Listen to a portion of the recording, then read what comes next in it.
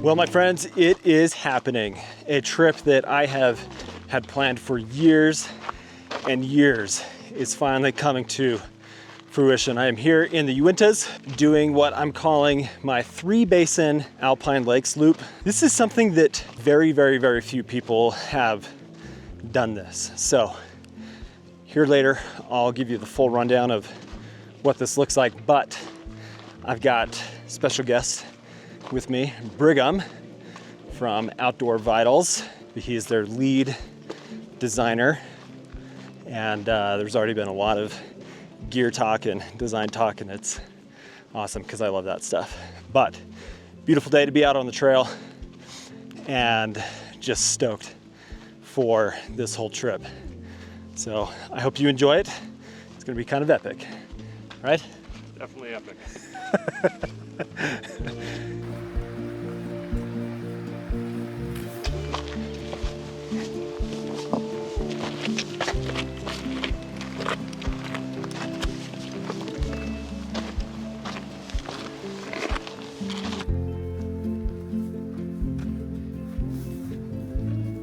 Okay, so this route that's happening is one of the most aggressive planned routes that I've ever put together. Pretty much what's happening is we are taking 3 really popular basins here in the Uintas, and we're going over some passes that would not typically be something you would look at as, I'm gonna go over that to get to the lakes on that other side. So this is more or less on trail, off trail hiking through some pretty adventurous terrain. And so I'm really glad that I've got Onyx Backcountry as my main tool for navigation for a few different reasons. Onyx is sponsoring this trip, this video today, and I have spent hours planning using Onyx to get everything put together, from like waypoints, from information, the 3D imagery, to really pin down exactly where we're gonna go up over these passes, where we're gonna come down, the safest routes. And having a tool like this makes a huge difference in the confidence level and being able to execute a plan like this. Well, we're just past 7 o'clock right now, so we have done, I would say, close to 4 miles at this point. And so we were just trying to get kind of a head start for today. So we're looking for a decent place to camp here pretty soon before it gets dark, so we've got time to get set up, get dinner, and just enjoy a more casual night before the Crocs. Well, we found a suitable campsite and we're just getting our tent set up. I'm intrigued to show you what Brigham has got going on. He's got a prototype that I'm excited about that I've actually spent some time with, so you might recognize it, but I need to make sure that he's okay with me showing it. No, you're good. But I'm running the X-Mid 1 Pro for this trip, just trying to go as lightweight as possible, and that humming sound is my zero pump, pumping up the keyless gear AeroCloud UL sleeping pad. So testing that for its very first trip. And it is almost 8 o'clock. So excited to get the bed made, get dinner going, and I'll show you what Brigham's got going on here in just a second. It's pretty cool. So this is a tent that, if you watched my Paria River Canyon video, that trip, you saw a similar prototype for this. Definitely prototype. Testing out some concepts, some fabrics, different geometries and things. Ultra TNT 40th. Yep, same floor material, just using the Ultra TNT. Really trying to evaluate the fabric. Pretty unknown. There's some really cool things about it, but there's like some questions. Yeah. So I think a lot of people are interested in the TNT and how it's going to hold up over time, what to expect from it. So because I've gone super ultralight on this trip, I didn't bring a chair, I didn't bring a sit pad, and so I'm cooking on whatever rocks I can find. And I'm also using an alcohol stove, which I have not used alcohol to boil water for quite a while. So I feel a little bit out of whack because of it. Brigham brought enough fuel for an army. Absolutely. You're doing the alcohol? I'm doing the alcohol on a very not level surface. So yeah, I've only used my Tokes thing 2 times. I was not impressed. I was frustrated. we'll see how this goes. I've got the Dottie's, what is it? Chicken and dumplings. It's got a bunch of like carrots and peas, and this is I've been on the mission to just try as many different freeze-dried meals as I could lately, and so there's been some duds. This one, I'd put it, we'll give it a 7. Like it needs a little bit more flavor, but I'm enjoying it. So I will finish it. That's the important thing. It's almost dark. It's getting close to 9 o'clock. So gonna call it a night, and we'll pick you up in the morning for a really big day. Really big day.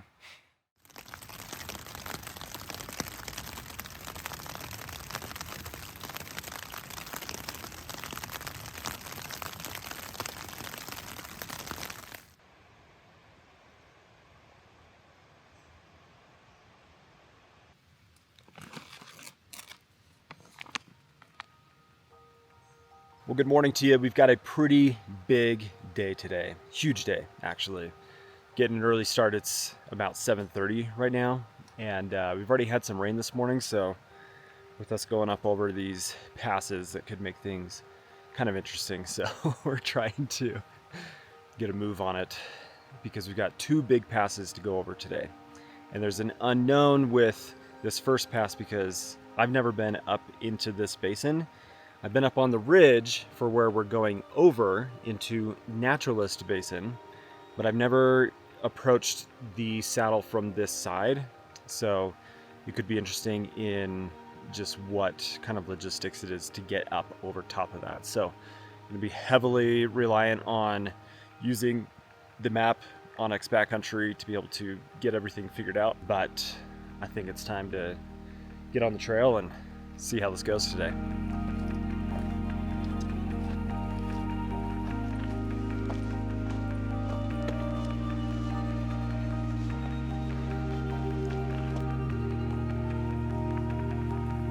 That is beautiful.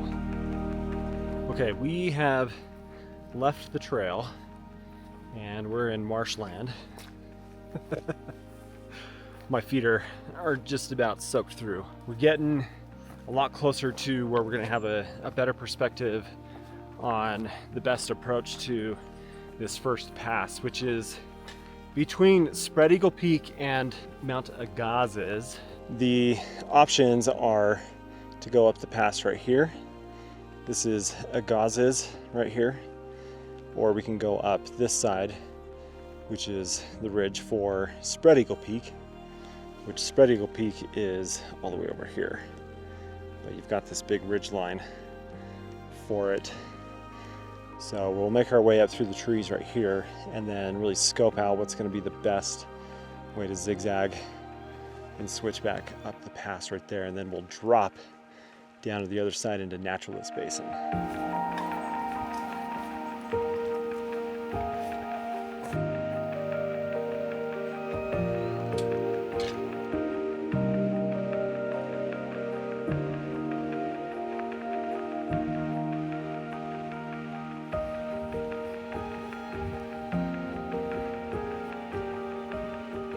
I'd say we're about halfway up this first pass, and the views are spectacular.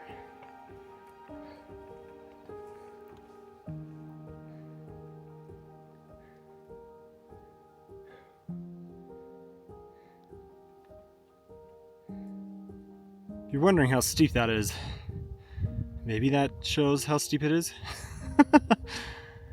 Man, We are close to the top though.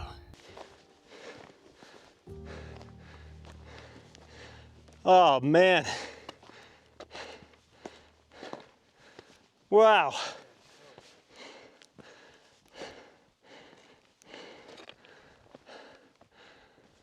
Whew. That was an amazing view, and that was hard. And we have got another beast of a climb if we want to do the shortcut that we got planned. Look at this. Sorry for the wind. We've got Naturalist Basin here behind us, or behind me. And what a stunning view. Easy. Exit off that rock real quick. We've got some decisions to make based off of the way the storm clouds are. We're not seeing any lightning or hearing any thunder, so that is a good sign. But we're trying to decide if that is going to be doable or not. I had spent a good amount of time trying to add some adventure to the trip, and what I mean by that is kind of put together a shortcut that'll cut off like 4 or 5 miles of hiking if this goes, which it should. It's looking pretty promising from what I'm looking at here right now. We're making good time and just hoping that we don't have any big issues with like the storm clouds. It's pretty clear around where we're at, and so we're still not seeing any lightning or hearing any thunder. So feeling good about getting up there and making it happen. Nice, dude. Well, sorry if the wind is being crazy, but we've made it up the steepest part, and now we're up on top. And we're gonna try to make the time here pretty short, just because there are storm clouds around and we are way, way, way above tree line.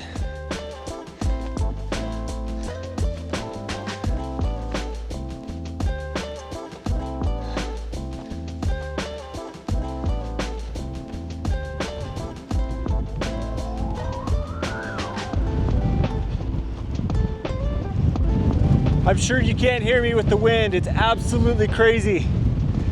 Look at this.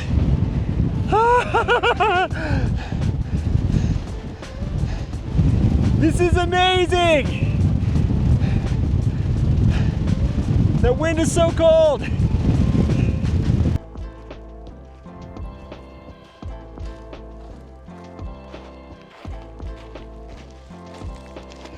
On our way down. Dude, Haven't taken anybody out with rocks yet, so that's good. That's steep. Well, that was amazing, if I'm being honest. Super hard. If you can see back here, we just came down that. So it's 2 big passes in one day, and it went a lot easier than kind of expected it to. So I'm not going to complain about that, but my legs are pretty shot. How are you feeling? Good. It's been fun. So we've got Margie Lake here, Rosalie Lake. We're kind of on the top west end of Rock Creek Basin. So we started in Middle Basin this morning. We dropped into Naturalist Basin off of the Highline Trail, and now we're in Rock Creek Basin. So on the west end of the Highline Trail, you have Rocky Sea Pass, which we bypassed by going over that big tundra area, which was a really, that was a blast. That was beautiful, and that pass was easier than the Middle Basin Pass above LeConte Lake. So now we're trying to find a place to camp. At least that's the plan. It's only 1 o'clock in the afternoon, so it went faster than we thought. I think it's time for some dinner. It's been a phenomenal day. I'm making some Pinnacle jalapeno biscuits and gravy. So I'm going to say something here that goes kind of against the grain of what this whole trip has been about from a gear standpoint. And it has to do with the fact that I have really enjoyed having a super ultralight backpack. It came in at 17 pounds.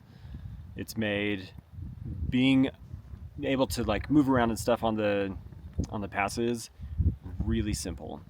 But I want my chair right now so bad. Like my back hurts. I want to just kick back and relax. I don't want to sit in the dirt. My butt hurts. So I think next time if I go this route, I'm gonna carry the extra pound for a chair. It would be so nice to have right now. Otherwise, like, I'm pretty good. I'm questioning whether or not I need a pair of pants tonight. Brigham has like gone full. He's got jacket on. He's ready to go. Speaking of eating, this is what we're having. I love and adore this meal. Jalapeno cheddar biscuits and gravy from Pinnacle. Oh, it's so good. It's so good. What's your assessment of today, Brigham? Today was fun. Like a really cool, adventurous, physical, but really good scenery, really beautiful, Yeah. and great weather. With that, it's bedtime. And we'll see you in the morning for another epic, adventurous day that I'll explain more about tomorrow.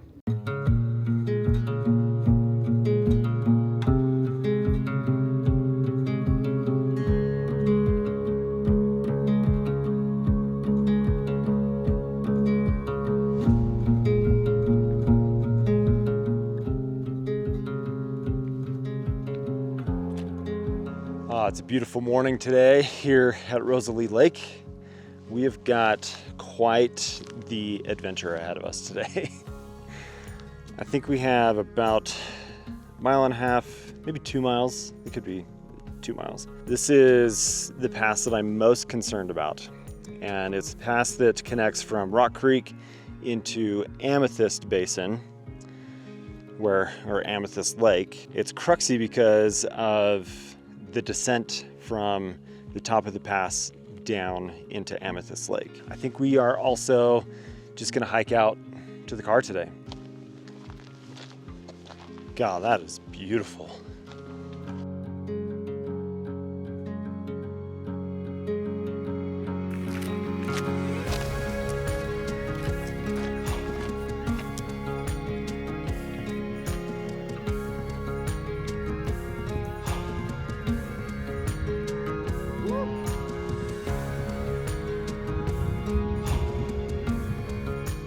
So I'll give you a little bit of story time here of how this route all came to fruition. So basically, several years ago, I think 6, maybe 7 years ago, I hiked into Naturalist Basin to go summit Mount Agassiz. That didn't end up working out because I got bad altitude sickness. I just wasn't feeling good. And so we went up to the pass that we came over yesterday, and I thought, man, I wonder if you could come up this trail get up over into Naturalist from that side. Then in, I think it was 2018, I was out here with Tim Watson, Josh Ebersol, Josh Harrod, and Wasatch Will, and we hiked this route. And I looked at the pass over here and it was like, there's gotta be a way to get from here over there. So multiple trips have all pieced together this route. I think we need to stay high and not go down.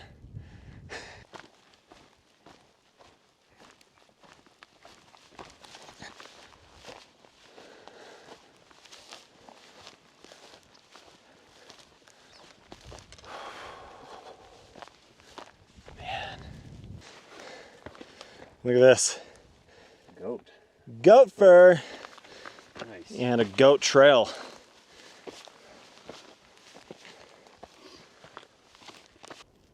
It's going pretty well so far. It's not honestly too steep getting up to the crest there. So that made getting up to this point really easy through all these like sub-alpine pine trees and stuff. So, I mean, look at that view. I always appreciate a good breeze when I'm A good breeze on the back where you're sweaty. Yep. Almost 11,500 feet, and we're just about to crest the ridge.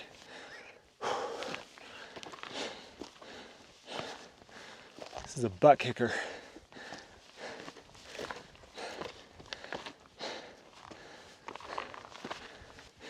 Okay. Oh, sick.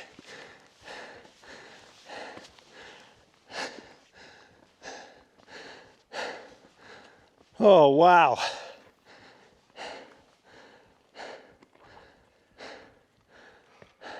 Rock Creek Basin on that side, and the Amethyst Basin. We got Ostler Peak up here and Amethyst Lake. I am so glad to be up here. This is phenomenal. What a cool place to be. Behind me, Ostler Peak, one of the hardest peaks I've ever summited with my good friend Dane. And now up here, this is, I'm a happy hiker right now. So we're just at the point of trying to figure out best place to get down, and it's not obvious. So based off of the information that I had read on the blog, pictures I saw and such, we got to go quite a bit further to this other end, and maybe it'll be the right spot for us to go down. I don't mind steep as long as we're not pushing big boulders and stuff down on each other. Yeah, I'm okay with steep as long as, like, if I fall, I don't fall indefinitely. Yeah.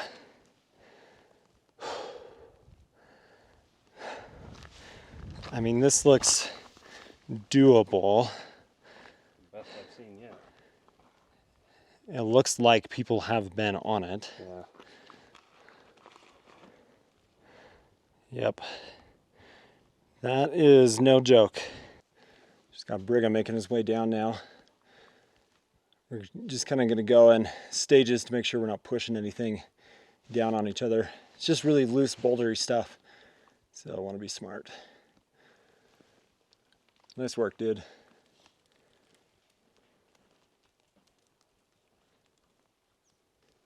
There's people down at the lake that are probably looking up at us. What are those guys doing? Just like down in this outcropping, there's people there and some tents over there. Oh, and down here at the very base of the lake, there's some people. Well, that's where we came down. Brigham's just going slow and steady, not to push too many rocks down. I think he took a better route than I did. That's just crazy. We came up from around there. We're just kind of coming across where it's more stable and less steep right here. But that is some serious elevation to lose. In fact, 400 feet. Wow, does it feel good to be down off of that. That was easily the most technical of the passes on that side. Look at that. Whew. All the way up there. That's crazy. Wow. Okay, I gotta get the rocks out of my shoes. You can sure move a lot faster when you're not gaining a bunch of elevation and all you're doing is losing elevation. That is the benefit of coming out this way, because it is pretty much all downhill. So we're like almost a 4-mile-an-hour pace. I'm gonna run Brigham into the ground. Likely not. But that was just a phenomenal morning.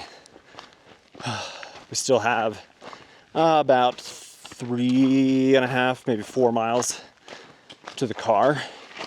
We had originally planned to go another night, but we've just moved a lot faster than I expected us to. So we're calling the trip early, which is not a bad thing. It's a huge success. That's one of the more rewarding trips I've done. Like, the payoff was amazing. So really, really stoked to have that bucket list check done and to do it with Brigham. This guy's an animal. I think a lot of people give Brigham a hard time for never smiling. This is one of the funnest trips I've ever been on. So Brigham smiles a lot. Brigham's a happy guy, and he's been an amazing person to be on the trail with. So grateful for that. But still got some time for us to see trail to walk. So we're gonna keep going. The cars are just ahead of us. It has been a fantastic experience, and I just want to say thanks to Brigham. Thank you, man. This has been an awesome trip. I'm so glad for the invite. It was a heck of a time. Awesome. We need to do it again. We have a little bit to walk, but gotta finish the video, right? I'm gonna say 2 things. First is, I want to thank Onyx Backcountry for sponsoring this video.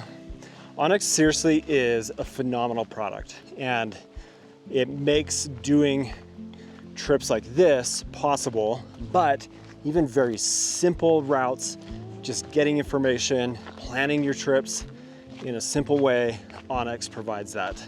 So check out the link for Onyx down in the description where you can save some money, as well as number 2, understand that a route like this can be dangerous.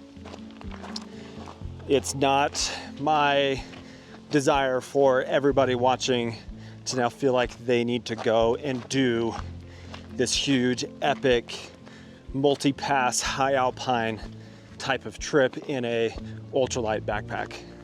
This is just the style of trip that I wanted to do for this specific trip. Something I've looked forward to doing, but I love getting out in any way that I can and whatever method that requires.